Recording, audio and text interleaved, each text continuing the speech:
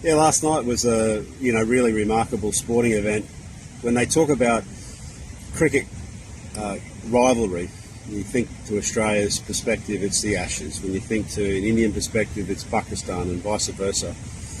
But cricket is not just a sport in Pakistan and India. It's a religion, and as such, that religion, this becomes the quest for the Holy Grail. And what a magic moment it was for Pakistan cricket.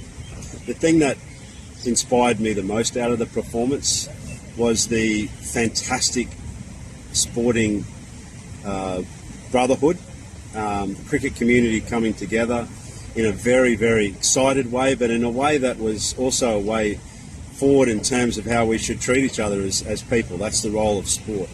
So it's beautiful to see those moments where MS Dhoni's holding court with a few of the players, and Virat Kohli and Rizzi, in brotherhood, joining hands after there was heated battles in the middle. So fantastic.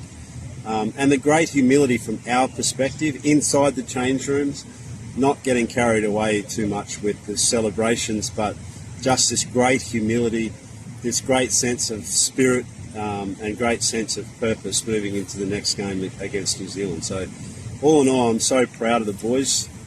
A special comment from my end as well around Dean Jones and how it is that he's always been there for Pakistan cricket.